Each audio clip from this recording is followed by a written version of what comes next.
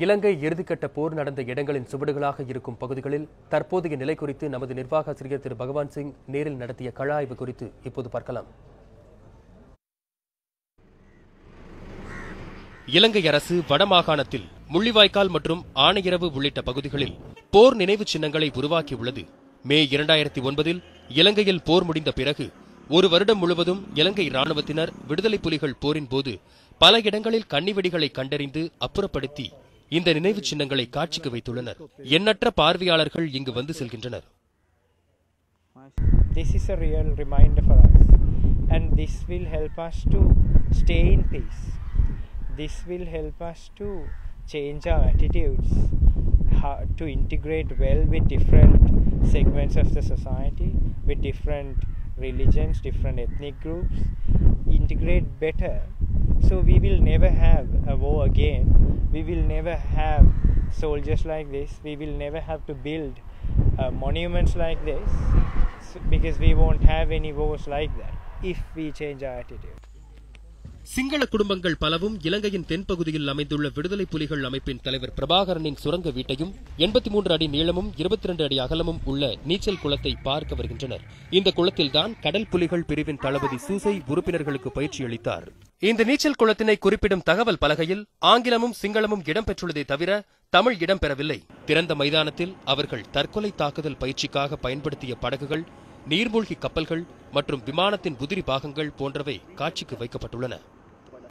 இன்னும் அந்த வடுக்கள் இருந்து கொண்டிருக்க பாதிக்கப்பட்ட மக்கள் இன்னும் அதனுடைய வடக்கத்தையும் இழப்புகளை தாங்கிக் கொண்டு அதனையும் பொருட்படுத்தாத ஏதோ எதிர்நீச்சல் போட்டு வாழ்ந்து கொண்டிருக்கிறாங்க. அதனுடைய இனியும் இப்படி ஒரு போரை தாங்குற அளவுக்கு இங்கே இருக்கிற மக்களுக்கு அந்த சக்தி இல்லைன்னு தான் கூற வேண்டும். நீச்சல் குளம் உள்ள இடத்தில் தற்போது ராணுவத்தின் உணவகம் ஏற்படுத்தப்பட்டுள்ளது. நியூஸ் 7 தமிழ் செய்திகளுக்காக நீச்சல் குளத்தை படங்கள் எடுக்க சென்றபோது ராணுவத்தினர் தடுத்தனர். வெறும் புகைப்படங்கள் மட்டும்தான் எடுக்க முடியும் என்றனர். ஆகையினால் ஐபேட் மூலம் சில காட்சிகளை மட்டும் நாம் படமாக்க முடிந்தது. இங்குள்ள நினைவு சின்னங்களை பார்வையிடுவதன் மூலம் சிங்கள மக்கள் கடந்த 30 வருடங்களாக அரசுக்கும் புலிகள் அமைப்பிற்கும் இடையே நடந்த போர் பற்றி அவர்கள் தெரிந்து கொள்வது மட்டுமல்லாது தமிழர்களின் எதிர்ப்பை வென்ற சிங்கள அரசின் சாதனையாக இந்த போர் சுற்றுலா தளத்தை பார்க்க வேண்டும் என அரசு எண்ணுவதாக தெரிகிறது.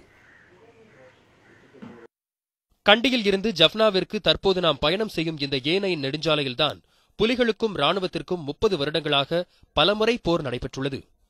குறிப்பாக இந்த ஆணையரவு பகுதிதான் யாழ்ப்பாண குடாநாட்டை இலங்கையை இணைக்கும் பகுதியாக இருக்கிறது. தற்போது இந்த இடம் புல்டோசர் காட்சி சாலையாக பார்க்கப்படுகிறது. இங்கு ஜூலை 1991 வெடிபொருட்கள் கொண்ட இந்த புல்டோசரில் தற்கொலை படையைச் சேர்ந்த 3 கரும்புலிகள் ராணுவ முகாமை அழிப்பதற்காக முன்னேறியது. காமினி குலரத்னே என்ற இளம் ராணுவ வீரர் தன்னை நோக்கி வந்த புல்டோசரை எதிர்த்து குண்டடிப்பட்ட போதும் அதனை தடுத்தார். அவர் அங்கே கரும்புலிகளோடு அவரும் மரணமடைந்தார். அவரின் உருவச்சிலையை அலங்கரிக்க விரும்புபவர்கள் பிளாஸ்டிக் மலர்களை ராணுவ அலுவலகத்தில் 50 ரூபாய் செலுத்தி வாங்கிக் கொள்ளலாம். அதோடு போர் நடந்த போது எடுக்கப்பட்ட வீடியோ பதிவுகளையும் காணலாம். பல்வேறு நினைவிடங்கள் அமைக்கப்பட்டுள்ள இந்த வடக்கு பகுதியில் விடுதலை புலிகள் ஏற்படுத்திய நினைவு சின்னங்கள் பலவும் அழிக்கப்பட்டுள்ளது குறிப்பிடத்தக்கது. 2010 தொடங்கப்பட்ட இந்த காட்சி சாலைகள் சிங்கள மக்களுக்கு விடுதலை புலிகளோடு போர் முடிந்து விட்டதற்கான சாட்சியாக நினைக்கிறார்கள். பகவான் சிங், நியூஸ் 7 தமிழ், ஆணையரவு, இலங்கை.